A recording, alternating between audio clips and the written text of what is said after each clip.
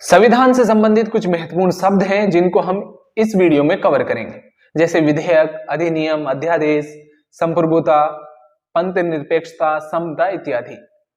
इन सभी शब्दों को हम इस वीडियो में कवर करेंगे जो परीक्षाओं में बार बार पूछे जाते हैं। शुरू करते हैं पहले शब्द से, विधेयक।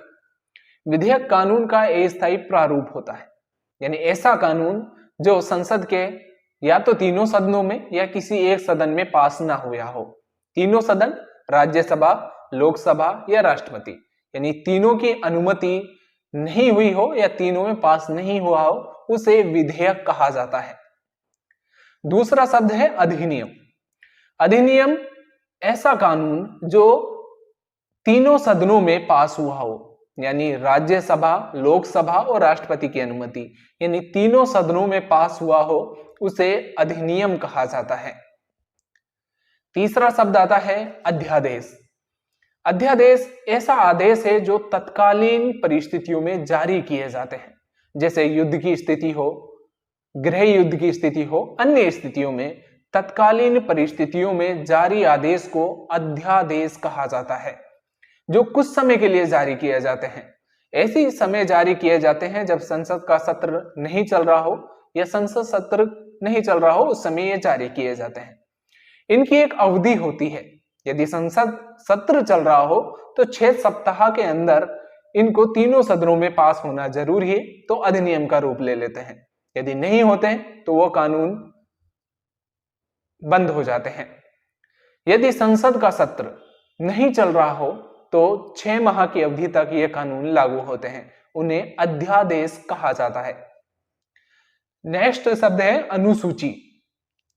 कुछ अनुच्छेदों का विस्तृत रूप उसे अनुसूची कहा जाता है, यानी अनुसूची में कई आर्टिकल्स होते हैं, उनकी व्याख्या होती है, उनका विस्तृत रूप होता है, उसे अनुसूची कहा जाता है। नेक्स्ट शब्द है संप्रभुता। काफी इंपॉर्टेंट शब्द है, कई एग्जामों में सीधा सीधा पूछा जाता है कि संप्रभुता ऐसा शब्द है, कोई देश अपने निर्णय लेने के लिए पूरी तरह स्वतंत्र हो तो उस देश को संप्रभु देश माना जाता है, यानी ऐसा देश जो किसी के अधीन नहीं हो, जो अपना निर्णय स्वयं लेता हो, यानी जो स्थानीय निर्णय भी है और इंटरनेशनल निर्णय भी है, उन सभी को स्वयं लेता हो, वो संप्रभु देश कहलाता है। 26 जनवरी 1950 को भारत एक संप्रभु देश बना, क्योंकि भारत में 26 जनवरी 1950 को संविधान लागू हुआ। भारत 15 अगस्त 1947 को एक डोमिनियल स्टेट था। डोमिनियल स्टेट मतलब हमें जो निर्णय थे वो अंग्रेजी ब्रिटिश सरकार के द्वारा, ब्रिटिश सरकार ही निर्णय लेती थी, अंतर्राष्ट्रीय हो या स्थानीय, उसमें भारत द्वारा कोई निर्णय नहीं लिया जाता था, तो इसलिए भारत उस समय संप्रभु देश नहीं था। 26 जनवरी 1950 को भारत संप्रभु देश बना। उसके बाद एक शब्द आता है पंथ निरपेक्षता, जो काफी बार संविधान में बार बार इस शब्द का प्रयोग होता है। तो इसका अर्थ होगा कि भारत में कोई राष्ट्रीय धर्म नहीं है, यानी भारत में किसी धर्म का समर्थन नहीं है, सभी धर्म को मानने वाले लोग हैं, तो भारत भी सभी धर्मों को समान रूप से देखता है, यानी सभी धर्मों को सरकार समान रूप से समर्थन प्रदान करेगी। ये मूल अधिकारों में भी जोड़ा गया है, धार्मिक स्वतंत्रताएं हैं, उनमें ही पंथ निरपेक्षता निहित है। तो नेक्स्ट शब्द आता है समाजवाद।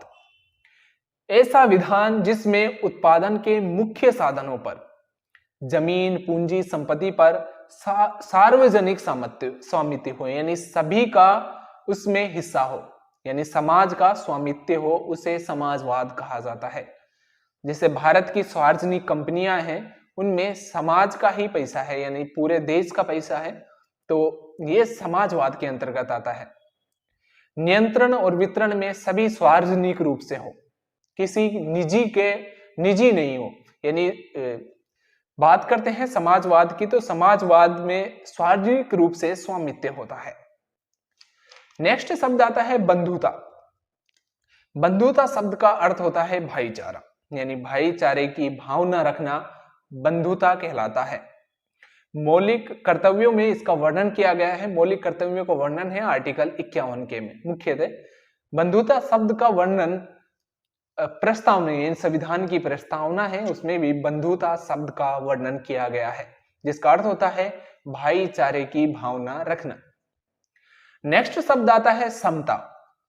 समता शब्द वो शब्द है जो बिना भेदभाव किए व्यक्ति को समान अवसर प्रदान करता हो, यानी समाज में सभी व्यक्तियों को समान रूप से अवसर प्रदान किए जाते हो, किसी से भेदभाव किसी भी आधार पर नहीं किया जाता हो, जैसे धर्म के आधार पर, जाति के आधार पर, लिंग के आधार पर इत्यादि के आधार पर किसी व्यक्ति से भेदभाव नहीं किया जाता हो, उसे समता कहा जाता है, यानी सभी व्यक्तियों को समान रूप से देखना।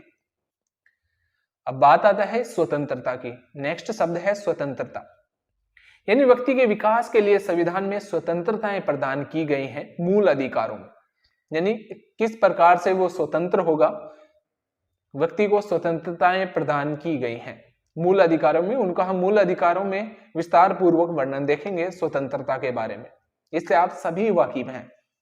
नेक्स्ट शब्द आता है न्याय। संविधान में 3 प्रकार के न्यायों की वर्णन किया गया, 3 प्रकार के न्याय का वर्णन किया गया है प्रस्तावना में भी, संविधान में भी। वो न्याय है सामाजिक रूप से, राजनीतिक रूप से या आर्थिक रूप से न्याय।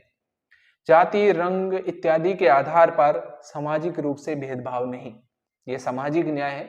राजनीतिक रूप से किसी से भेदभाव नहीं किया जाना, आर्थिक रूप से किसी से भेदभाव नहीं किया जाना, ये 3 प्रकार के न्यायों की व्याख्या की गई है संविधान में और प्रस्तावना में भी।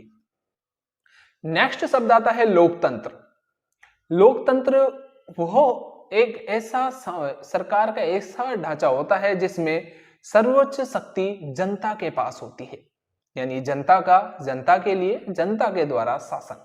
जो अब्राहम लिंकन के शब्द थे वही लोकतंत्र है, यानी जनता की ही सर्वोच्च शक्ति विद्यमान होती है। जैसे वयस्क मताधिकार की शक्ति, प्रधानमंत्री, जो कोई भी MP MLA है वो वयस्क मताधिकार के आधार पर चुने जाते हैं, तो यह उस जनता में ही ये शक्ति निहित है कि वो MP MLA, मुख्यमंत्री वगैरह जो भी हैं उन सभी को चुनकर संसद में भेजती है, यानी लोकसभा, राज्यसभा, इन सभी में चुने जाने वाले सदस्य हैं वो जनता द्वारा चुने जाते हैं।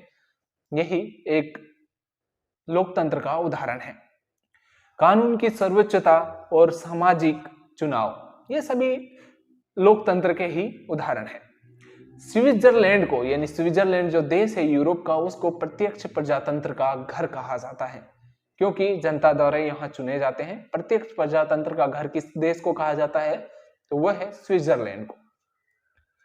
एक शब्द आता है गणतंत्र, जहां राज्य प्रमुख, गणतंत्र वो शब्द है जहां राज प्रमुख हमेशा प्रत्यक्ष या अप्रत्यक्ष रूप से निश्चित समय के लिए चुनकर आते हों, यानी जनता द्वारा चुने जाते हों, उसे गणतंत्र कहा जाता है। राज प्रमुख होते हैं किसी देश के, वो जनता द्वारा प्रत्यक्ष या अप्रत्यक्ष रूप से चुने जाते हों, उसे गणतंत्र कहा जाता है, यानी गणतंत्र देश कहा जाता है।